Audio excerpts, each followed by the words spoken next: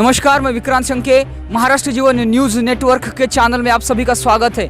आज जो है हम हाथरस में जा रहे हैं। हाथरस में जो भूलबाड़ी गांव है, जहां पे उस भारत की बेटी के साथ बर्बरता के साथ जो व्यवहार हुआ था, तो अभी जो है पुलिस वालों ने मीडिया को, अब पुलिस वाले रोक तो नहीं रहे, पर जो है थोड़ी सी पूछताछ जारी है। क्यों ऐसा भी हो सकता है वो जो मीडिया वालों के लिए मीडिया वालों के भेष में कोई घुस सकता है, ऐसी भी चीज़ हो सकती है। तो एक यहाँ पे जो है पुलिस वाले थोड़े से जो है इंक्वायरी कर रहे हैं। तो उसके बाद जो हम जो है पीड़ित के गांव में जा रहे हैं और पीड़िता के गांव में जाकर हम वहाँ से जो भी कुछ है कि पीड़िता के साथ किस तरह का बर्बरतापूर्ण व्यवहार हुआ और पीड़िता के माँ बाप क्या चाहते हैं, पीड़िता का भाई क्या चाहता है, उनके परिवार वाले क्या चाहते हैं, ये सब जो चीज़ें हैं, ये सब चीज़ें हम यहाँ पे देखने वाले।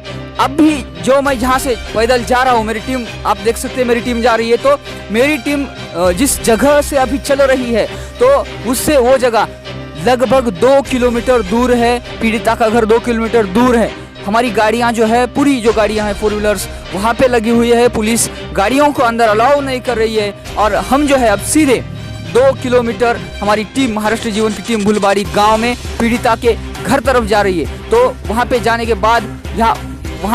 के बाद जल्द ही हम आपको खबर करेंगे।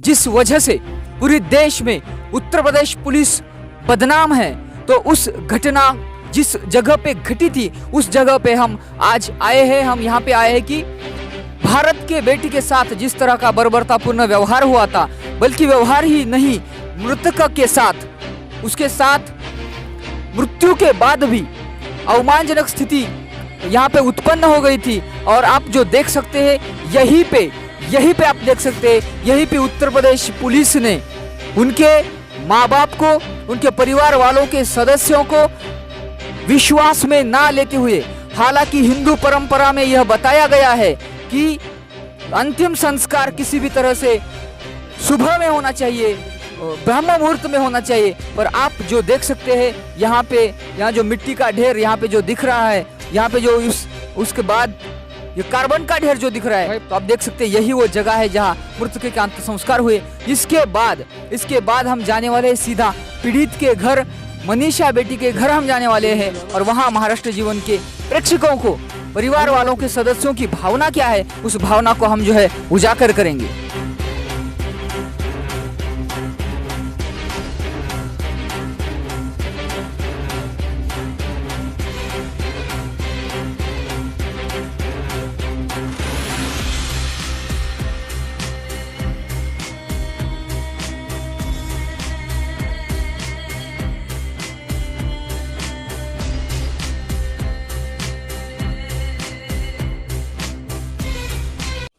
आखिरकार हम पहुंच गए हैं पीड़ित के घर और यहाँ पर और भी कुछ पत्रकार, नेशनल टीवी के पत्रकार, स्टेट के पत्रकार यहाँ पे दिख रहे हैं। अब आइए महाराष्ट्र जीवन के दर्शकों को हम दिखाते हैं कि पीड़ित के परिवार के सदस्यों की भावना क्या है। सीबीआई के जांच की जो निर्देश है सरकार ने दिए हैं, पर फिर भी सीबीआई के निर्देश की जांच के निर्देश जो है वहाँ के परिवार के सदस्यों को संतुष्टि नहीं है, ऐसी भी खबरें चल रही थी। तो आइए हम जान लेते हैं कि उनके पीड़ित के परिवार के सदस्यों से कि इन सब चीज़ों पे उनकी क्या राय होगी।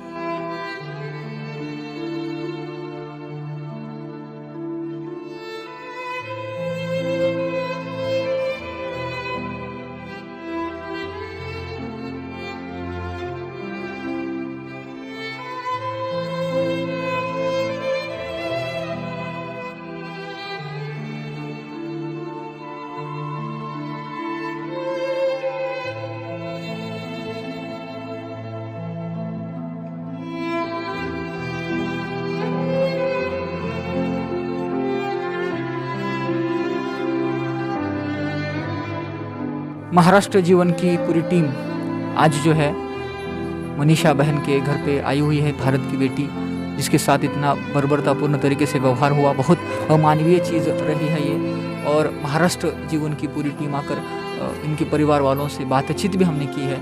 अब हमारे प्रेक्षकों के लिए अब जो है यहाँ पे या इनकी माताजी जो है, या इनसे पूछ लेते। अब इनकी तो मेरा सवाल आपसे ये है कि कुछ अब जो मीडिया पे जो चल रहा है कि अब लोग तुम्हें मिलने आ रहे, अब उनको, लोगों को ऐसा लग रहा है, मीडिया को लग रहा है, या फिर यहाँ के जो योगी जी है उनको ऐसा लग रहा है कि ये सियासत चल रही है, इंसाफ के आड़े सियासत चल रही है, ऐसा लोगों को लग रहा है। तो इस बारे में आप क्या कहेंगे? इंसाफ तो मिलना चाहिए, तो सबकी भावना है, उनको तो इंसाफ मिलना चाहिए।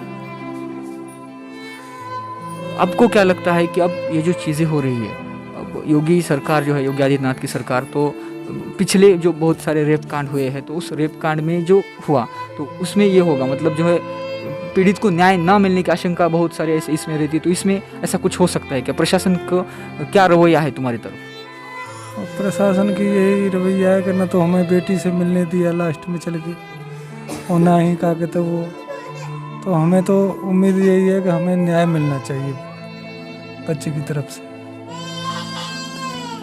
तो यहाँ पे जो है, यहाँ पे और एक रिश्तेदार जो है साथ में है, हम इनसे पूछते हैं, क्योंकि अब सवाल इतने हो गए हैं, इतनी मीडिया ने सवाल किया है, पर सवालों का जैसे ही मतलब सवाल ही सवाल किए हैं, पर ये सवाल एक ही है, इंसाफ का सवाल है। इंसाफ के बारे में हम जान लेंगे।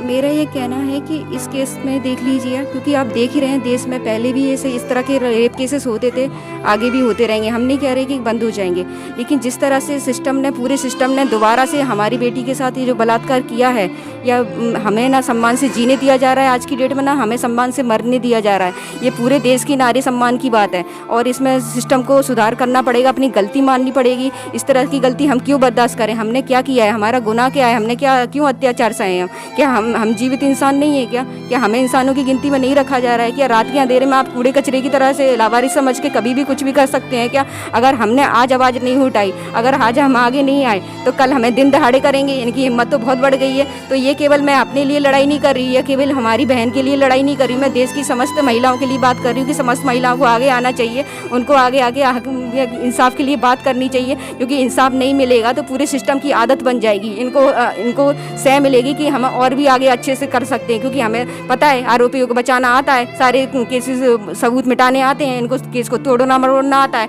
सारी रिपोर्ट बदलवाना आता है। सिस्टम इतना करप्ट हो चुका है कि इस सिस्टम पे हम कैसे विश्वास कर लें कि हमें इंसाफ मिलेगा?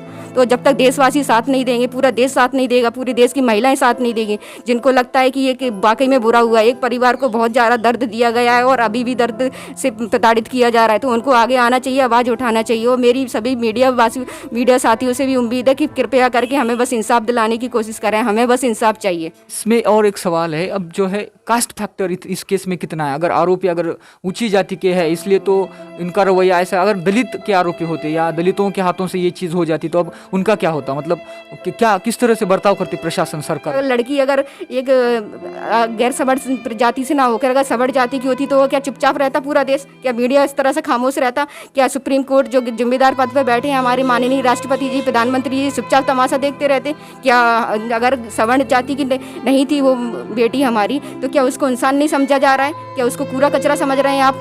आज 21वीं सदी का भारत आप देख रहे हैं, हमारे भारत की स्थिति देख रहे हैं, तो आपको शर्म आनी चाहिए। अगर आपको इस तरह से देश में करना है तो बताइए हम क्या करें? हम खुद आत्मदाह कर लेते हैं अगर ऐसी बात है तो, कि हमें अब सम्मान से मरने का भी अधिकार नहीं रहा अब हमारे पास।